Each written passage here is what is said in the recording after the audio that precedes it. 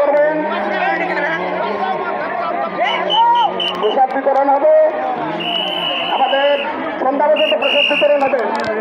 আপনারা সুশৃঙ্খল ভাবে প্রসাদ গ্রহণ করবেন, বিশ্রাম নেবেন।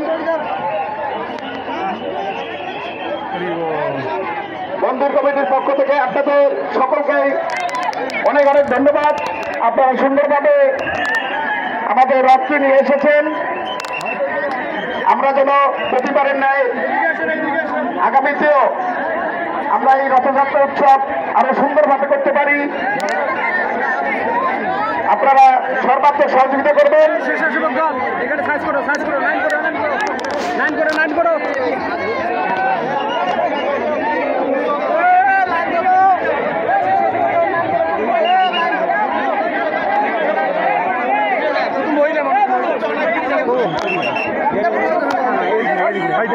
আমি কোন